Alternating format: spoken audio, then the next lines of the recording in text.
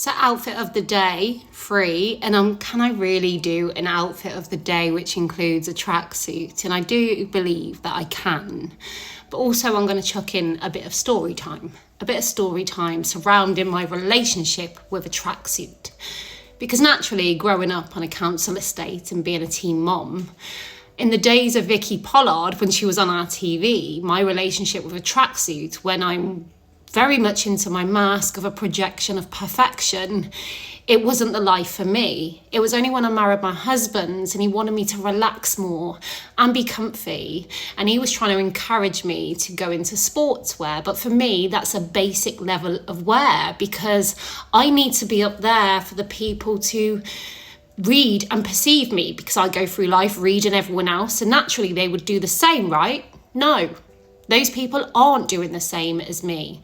Anyway, I caved. I bought a tracksuit, but putting it on, I just didn't feel enough in these clothes. I thought people would judge me, and reality was I was just judging myself. I was judging everyone else, a projection of what I perceived a tracksuit wearing mom is, especially when young. And basically, this is what I did with a tracksuit to make it feel that little bit more comfy for me, because I did enjoy wearing it physically, but visually, no. So you get a tracksuit, yeah, off the hanger. This is how you wear it. It's baggy, it's comfy, but for me, I needed to transition that into a comfy tracksuit for me. So this is what I do, and I suppose a bit like the jacket and the jumper at the sleeve, I frame my clothes. I don't just go with what everyone, in how everyone wears it. And I don't like the big and the baggy. I like to feel, I don't know. So what I do is I tuck in the tracksuit. It's a tracksuit / jumpsuit, I suppose, to accentuate the waist. And I roll those up also. So this tracksuit becomes, I wear the tracksuit and it doesn't wear me. So that's my school run tracksuit, comfy, more brought in here so I feel comfortable in what I'm wearing. And that's that really. School run fun in my tracksuit, which has been adjusted to make me feel comfortable in who I am. See, here's the thing, in the aftermath of abuse, you're never not on. You're always analysing and reading a room, trying to understand threat and process all around you, and being very aware of your actions, your behaviours, whilst also being very aware of theirs. It's draining, it's exhausting as you constantly trying to navigate. I remember the once being at an event, a party with my husband, and one of his mates' girlfriends came up to me to kind of humiliate me and sort of question, because I was all over the shop. It was high end I was trying to give out, that I'm perfect, so don't come at me, don't judge me, there with my pearls around my neck, you know. It was almost like completely made it in life I was trying to put out, when inside it didn't feel like that. And obviously the Mile didn't meet me back then. If I had the voice I had now, I would have come back at her and said, why do you care so much at this event? Why is it in your head what I'm wearing? Surely carry on, enjoy your night, you know. I would simply reply.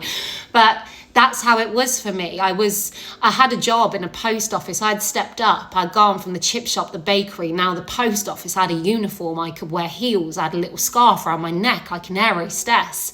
And I was walking a 2-mile round trip with the pushchair to the childminders to make sure my son was okay to then go to work. I was enough in what I had achieved, but still I was trying to project to the world that I was perfect in every way.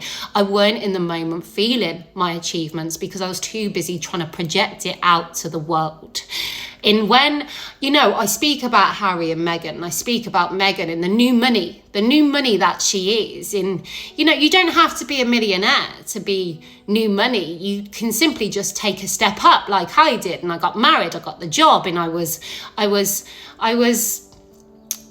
my son started a football team, playing for a football team in a nicer area. And we had this presentation And I went all out, and I went and bought my son the best clothes so he didn't feel the odd one out in that environment. So the pressure was on to not let them judge him, because that was another level of pressure to me. He was never in a tracksuit either, always in jeans. I was impressed that it was the way I could protect, you know.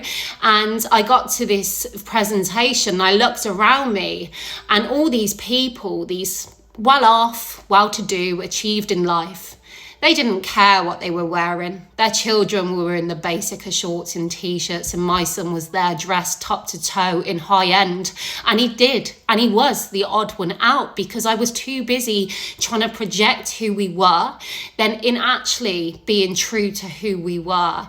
In turn, my biggest threat was faced, my biggest fear, in how I was trying to avoid them seeing our real face. And I suppose people say I'm spot on all the time, but it's only because of my experience in life, my awareness of everyone else, which has helped me learn and grow to my awareness in what I project out, you know. So yeah, that's my story time, and how I started to then learn and grow from that, to understand it was about being happy with who I was, in the fact that I done the 2-mile round trip to the childminders, because that was enough. I didn't need to project out just like those people at that presentation, because they had achieved. They didn't need to prove to the world anything but me, you know. And that's just a little story time of, I don't know, only I could turn a tracksuit into fucking this.